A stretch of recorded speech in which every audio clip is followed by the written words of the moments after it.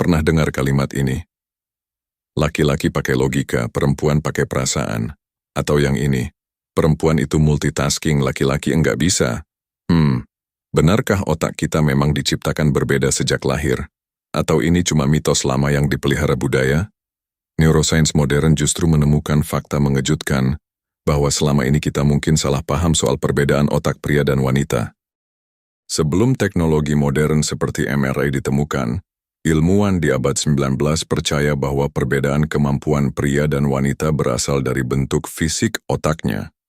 Bahkan, otak pria disebut lebih unggul, hanya karena ukurannya lebih besar dari otak wanita. Ya, kamu nggak salah dengar. Dulu otak diukur hanya pakai timbangan, bukan dengan melihat fungsinya. Lucunya, kalau ukuran otak yang lebih besar menentukan kecerdasan, harusnya gajah dan paus jauh lebih cerdas daripada manusia. Tapi kenyataannya kan nggak begitu. Pandangan ini bertahan lama di dunia barat. Wanita dianggap lemah dalam logika, sains, matematika, hanya karena anggapan bahwa otaknya kurang berkembang. Bahkan sampai awal 1900-an, banyak universitas menolak perempuan untuk belajar kedokteran atau teknik dengan alasan biologi otak mereka tidak cocok. Keyakinan ini diperkuat budaya patriarki, bukan fakta ilmiah. Sampai akhirnya teknologi MRI muncul di akhir 1990-an. Lewat pemindaian otak langsung, ilmuwan sadar, ukuran otak nggak ada hubungannya dengan kecerdasan atau kemampuan. Hal yang benar-benar mempengaruhi adalah cara otak dihubungkan, bukan besarnya. Dan mulai dari sinilah, teori lama soal otak pria dan wanita berbeda secara mutlak, mulai dipatahkan oleh fakta baru. Jadi bisa dibilang, selama ratusan tahun, kita percaya mitos yang enggak berdasar bukti ilmiah. Tentu saja, sains tidak menyangkal bahwa ada sedikit perbedaan fisik antara otak pria dan wanita, tapi perbedaan ini sangat kecil, bahkan hampir tak terlihat jika tidak dipelajari secara mendalam. Salah satunya adalah bagian bernama corpus callosum, jembatan penghubung otak kiri dan kanan. Pada wanita, bagian ini biasanya sedikit lebih tebal. Apa artinya? Sinyal antar belahan otak bisa mengalir lebih cepat. Ini alasan kenapa ada teori perempuan lebih mudah mengerjakan banyak tugas sekaligus. Tapi, penelitian modern menyebut multitasking justru membuat semua otak, baik pria maupun wanita, jadi tidak fokus dan kurang efektif. Lalu ada bagian amigdala, pusat pengolahan emosi dan rasa takut. Pada pria, bagian ini ditemukan lebih aktif saat menghadapi situasi ancaman.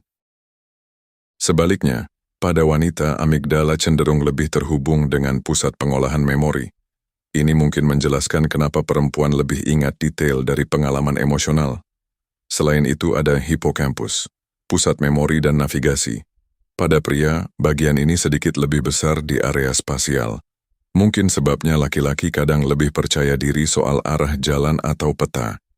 Tapi ingat, perbedaan ini adalah soal rata-rata populasi. Di dunia nyata, kita bisa dengan mudah menemukan perempuan yang jago navigasi atau pria yang detil banget soal ingatan. Karena itu ilmuwan bilang, perbedaan biologis otak antara pria dan wanita lebih mirip dua lingkaran yang saling tumpang tindih mending, bukan dua dunia yang terpisah.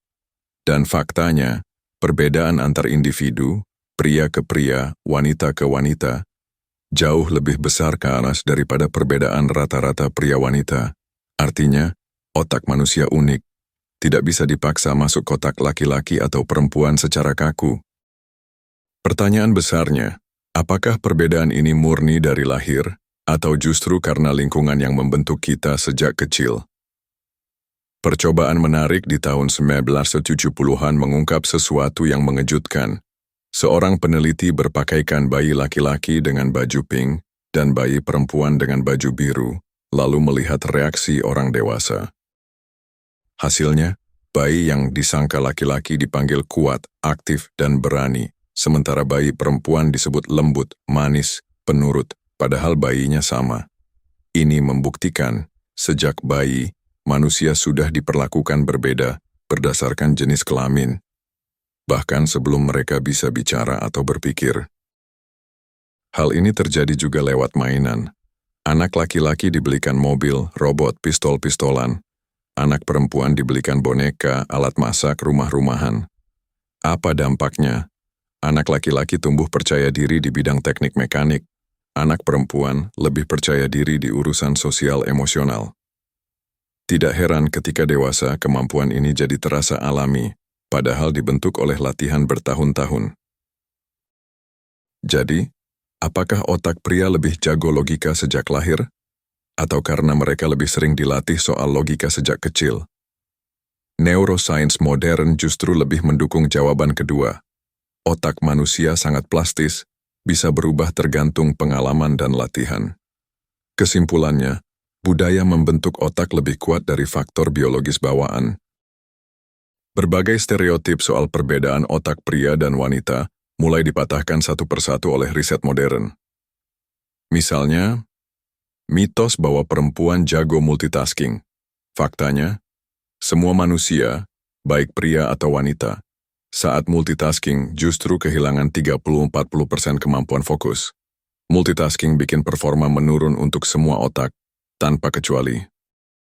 Lalu soal kemampuan spasial, dulu dibilang laki-laki lebih jago orientasi arah. Ternyata, di negara egaliter seperti Swedia atau Finlandia, perempuan yang terbiasa menjelajah juga jago navigasi. Artinya, kemampuan ini soal latihan, bukan bawaan biologis. Ada juga anggapan perempuan lebih emosional, tapi sains bilang, amigdala pria justru lebih aktif dalam situasi tertentu seperti konflik atau bahaya. Jadi siapa yang lebih emosional? Jawabannya tergantung situasi, bukan jenis kelamin. Perbedaan hormon seperti estrogen atau testosteron memang mempengaruhi respons tertentu, tapi efeknya tidak mutlak seperti yang sering dibesar-besarkan di media populer. Lebih dari itu, faktor seperti stres, trauma masa kecil, lingkungan sosial, bahkan gaya hidup bisa jauh lebih menentukan bagaimana otak seseorang berfungsi. Maka tak heran jika ada pria super peka dan detail, ada wanita dingin dan analitis. Otak tak mengenal batasan gender seketat yang selama ini kita kira. Dan ini dibuktikan berulang kali oleh penelitian neuroscience terbaru. Setelah semua fakta ini, kita bisa simpulkan satu hal penting. Otak pria dan wanita secara umum, 99% sama. Perbedaan besar di dunia nyata lebih banyak dibentuk budaya, pendidikan, keluarga, dan lingkungan.